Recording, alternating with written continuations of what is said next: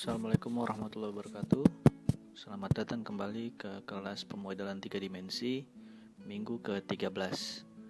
Pada minggu ini kita akan coba membuat sebuah pemodelan sederhana menggunakan ArcScene. Pemodelan yang dilakukan adalah pemodelan genangan banjir. Tapi kali ini kita akan menggunakan perangkat ArcScene yang mungkin juga beberapa bahan yang cukup simpel dengan data DEM dan simulasi. Hasil yang diharapkan adalah kita dapat membuat sebuah animasi atau simulasi genangan dalam durasi tertentu. Sebelum kalian mulai, kita mungkin coba mempersiapkan dulu dengan membuka ArcMap dan ArcScene. Di sini saya sudah buka. Kemudian ada beberapa data yang digunakan. Dan data-data ini sudah bisa dapat di-download di EMAS.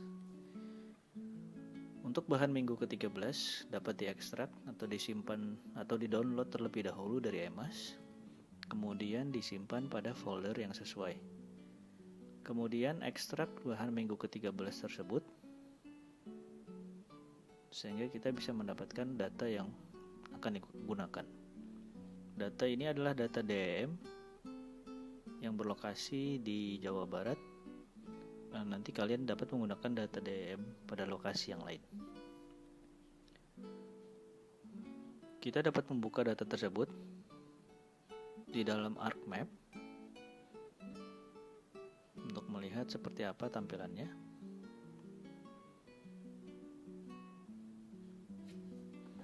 Ya, ini adalah datanya. Kalau dilihat ini masih dalam unit decimal degree atau unit koordinat geografis ya, yang menurut saya lebih sesuai jika kita bekerja dalam unit pemetaan UTM atau metrik, karena di dalam unit metrik nanti lebih mudah untuk menghitung kalkulasi eksagerasi yang dibutuhkan untuk membuat penampilan atau visualisasi 3D. Jadi dari data ini kita dapat transformasi dulu atau kita dapat project dulu menjadi data dengan sistem koordinat UTM. Silakan gunakan ArcToolbox yang tersedia pada ArcMap masing-masing.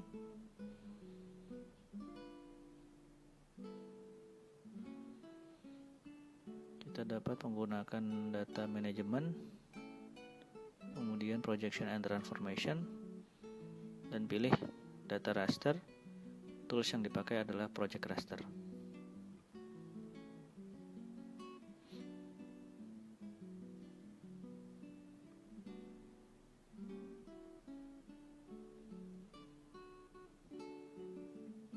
Silakan masukkan input ke dalam tools ini, yaitu data DEM kita.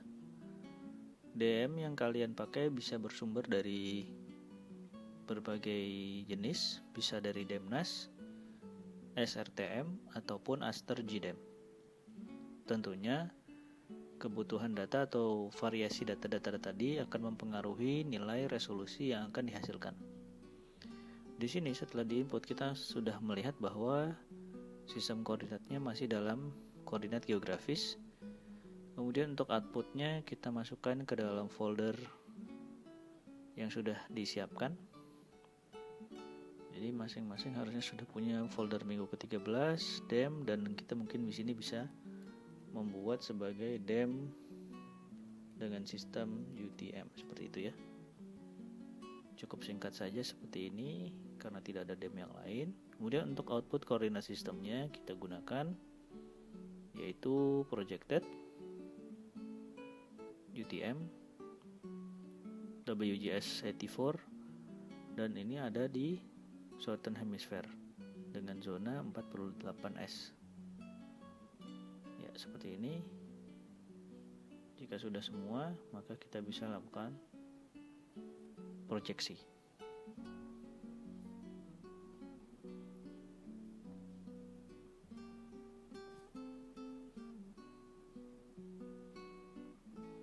Nah, di sini tidak berhasil. Mungkin saya akan coba gunakan model builder saja supaya dia bisa di running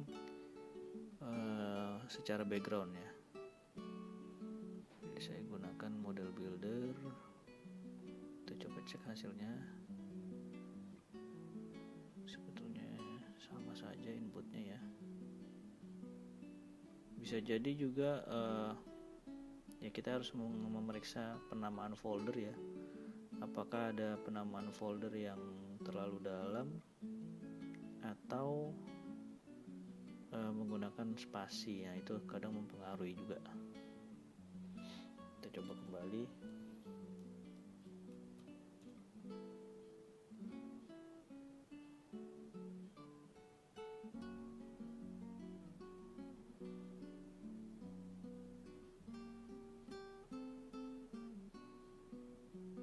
Nah, bisa ya, completed.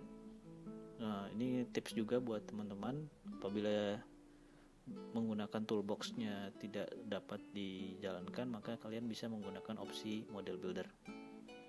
Nah,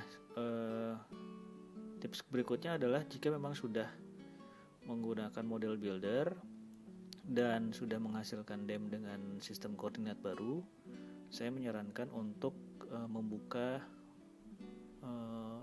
sheet baru atau map baru, karena di sini kita sudah membuka data dalam sistem koordinat geografis gitu ya, sehingga sebetulnya secara default map kita sudah membaca sebuah sistem tertentu.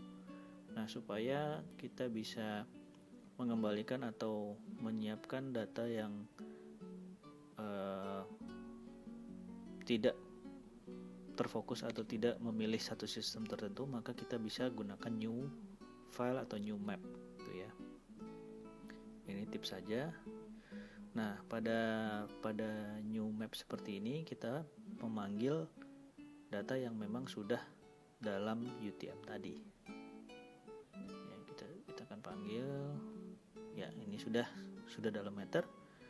Nah, ada satu lagi yang harus kita siapkan untuk membuat modeling ini, yaitu sebuah SHP dengan bentuk yang menyerupai potongan DEM ini gitu ya. Nah, itu yang kita akan gunakan sebagai layer airnya atau nanti genangannya.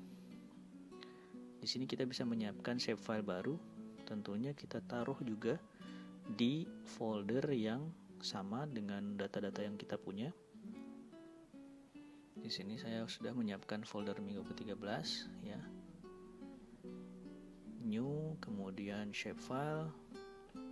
Kemudian ini bisa diberi nama water dalam bentuk polygon ya. Kemudian koordinat sistemnya menyesuaikan dengan koordinat sistem DEM UTM tadi. Ya, ini sudah tampil. Nah, saatnya membuat poligonnya. Start editing.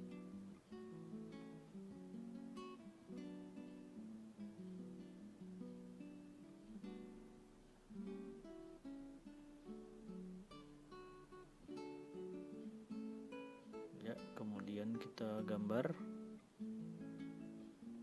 poligon water ini menggunakan rectangle ya, supaya lebih cepat. Ya, buat aja seperti ini.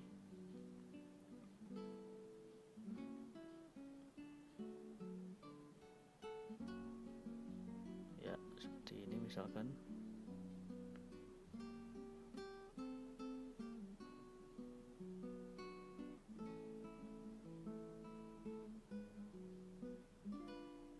Ya, seperti ini cukup. Jadi kita buat satu poligon baru seperti ini. Kalau ingin diedit juga boleh. Ini supaya lebih rapat ya. Kita bisa edit dulu poligon ini.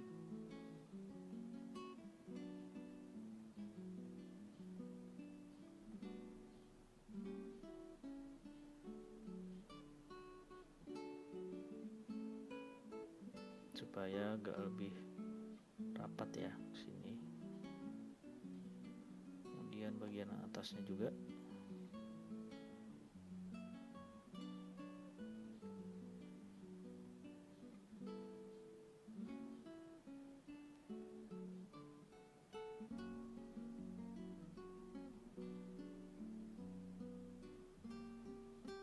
Ya, misalkan seperti ini ya. usah terlalu rapi, yang penting cukup seperti ini. Kemudian stop editor atau stop editing.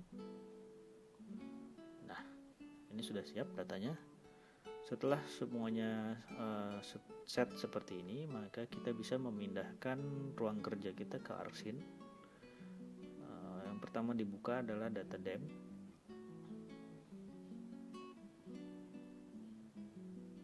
Ya, ini DataDemp. Kita mempunyai data yang cukup bervariasi, jadi mulai dari ketinggian 0 selevel dengan muka air laut ya, sampai ketinggian 2400 meter di atas permukaan laut. Nah, ini kita buat menjadi visualisasi 3D dengan membuka propertiesnya, kemudian men-setting base height pada pilihan floating on a custom surface. Ya. Nah, sehingga dia terlihat membuat tampilan tekstur 3D. Jika memang belum terlalu terlihat, kita bisa atur exaggeration-nya, bisa di-calculate from extent. Di sini sekitar 2,7 atau bisa menggunakan angka bulat seperti ini 2 untuk menampilkan tampilan yang lebih terlihat ya, visualisasi 3D-nya. Jangan lupa juga untuk mengatur pewarnaan dalam simbologi agar lebih mudah dibaca atau diinterpretasi seperti ini ya. Kita tahu bahwa yang biru adalah perairan atau dataran rendah ya. Sementara yang putih adalah dataran atau wilayah yang mempunyai elevasi yang lebih tinggi. Ya, seperti ini. Kemudian kita masukkan satu lagi adalah waternya tadi. Ya, dan memang kita akan menyesuaikan warnanya ya. Warnanya kita sesuaikan dengan warna water supaya nanti animasinya bisa agak lebih jelas ya, seperti ini. Ya, mungkin sudah terlihat ya. Ini ada bagian lapisan waternya di bawah gitu ya. Water ini tidak perlu disesuaikan base height-nya, biarkan saja seperti itu. Kemudian kita akan memilih tools animation. Jika belum ada, maka kalian bisa klik kanan ya. Klik kanan pada bagian yang kosong seperti ini, kemudian pilih animation. Nah, ini nanti muncul sebuah toolbar animation. Pilih animation manager. Ya. Nanti dia akan mengeluarkan window animation manager. Di sini kita akan membuat sequence bagaimana animasi pergerakan genangan itu berjalan gitu ya. Ada beberapa tab yang nanti kita bisa atur, mulai dari time-nya, berapa kecepatan pergerakannya, kemudian translation ini secara lokasi ya, X, Y, Z, dan scale-nya. Sementara ini belum ada, maka kita lakukan create. Ya, untuk type-nya kita bisa pilih layer karena kita mempunyai sebuah layer water di sini dan itu sebagai base-nya. Maka pilih type layer dan source objeknya adalah water. Kemudian klik new sehingga muncul layer track 1 di sini. Ya, klik create untuk memasukkan layer tersebut ke dalam animation manager sebagai frame-nya ya. Di sini kita akan membuat banyak layer track. Saya akan coba membuat sebanyak 30 layer. 30 layer. Iya, create. Nah, ya. Kita bisa lihat kita sudah punya layer keyframe sebanyak 30 buah. Nah, ya, dari mulai layer pertama sampai layer ke 30 ya. Yang harus kita lakukan adalah mengatur translation Z atau perubahan ketinggian dari base-nya tadi. Dalam hal ini adalah layer water tadi ya. Nah, di sini kita bisa menggunakan interval yang sesuai ya. Kita bisa lihat ini datanya berkisar dari 0 sampai 2400. Mungkin agak kurang masuk akal jika kita menggunakan semua ya. Tapi ini hanya simulasi memang. Jadi kalau ingin membuat yang lebih menyerupai atau menyamai realitanya, nanti memang kita perlu mengatur, harus kita punya referensi sebetulnya kalau air bergerak itu dalam hitungan menit atau detik tuh kenaikannya seberapa gitu ya. Nah, itu yang lebih realistis. Tapi di sini kita mencoba dulu supaya lebih terlihat gitu ya. Dan kebetulan juga datanya bukan data DEM yang detail, jadi tidak masalah. Saya akan menggunakan interval 20 meter. Ya, karena ini udah dalam satuan meter. Jadi untuk translation Z yang pertama adalah 0. Kemudian saya buat 20 ya, per 20 ya, 40 dan seterusnya. Mungkin kita coba masukkan dulu angka-angkanya.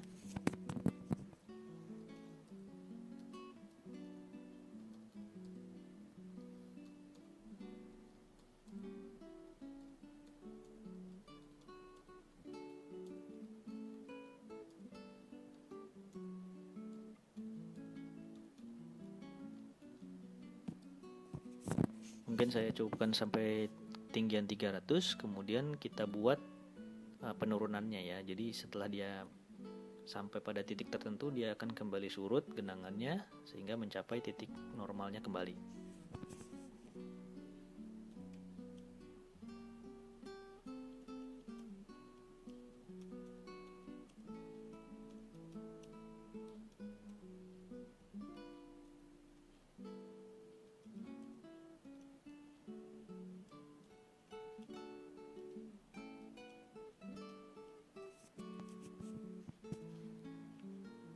Jika diperlukan, ini sepertinya kita memerlukan satu keyframe lagi, jadi bisa ditambahkan satu lagi ya keyframe-nya sehingga ada 31 keyframe.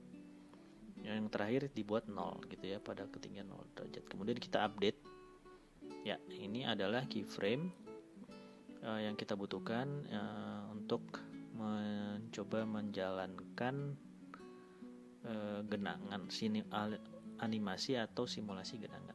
Ini di close saja. Kemudian kita gunakan Open Animation Control di sini. Ya, ada option kita set menjadi ini sebetulnya opsional atau trial and error ya. Saya coba ke 40 detik. Jadi secara total animasi itu hanya 40 detik saja ya. Kita mungkin untuk melihat animasi tidak perlu waktu yang panjang gitu ya. Jadi memang singkat saja. Saya gunakan 40 detik sebagai lamanya atau durasi dari klipnya. Kemudian kita coba play.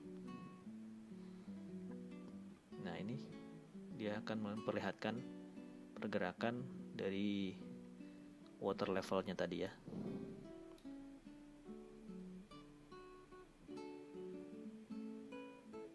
Sampai pada titik tertentu, nanti dia akan kembali bergerak turun ya, karena sudah mencapai ketinggian maksimumnya. Mungkin ini hanya sebagai simulasi ya, bisa jadi kejadiannya belum tentu seperti ini, tapi ini membuat simulasi bagaimana pergerakan genangan mengikuti alur topografi ya. Nah, itu sedikit dari simulasi. Yang berikutnya kita bisa lakukan adalah kita bisa membuat dia kita simpan sebagai sebuah klip ya. Jadi ini kita bisa simpan sebagai sebuah klip yang nanti bisa ditampilkan menggunakan media player. Mungkin kita setting dulu view-nya supaya sesuai gitu ya. View-nya kita setting, kemudian pada Tools Animation kita lakukan Export Animation. Nah ini dalam bentuk AVI ya untuk formatnya. Nanti tentunya kalian bisa mengubah format menjadi MP4 misalkan ya, atau MP3 atau format-format video lainnya dengan converter yang ada gitu ya. Sekarang kita bisa save dulu sebagai AVI. Di sini kita masukkan ke folder yang sudah kita buat, yaitu folder minggu ke-13. Di luar saja ya, minggu ke-13. Ini saya akan buat sebagai float model.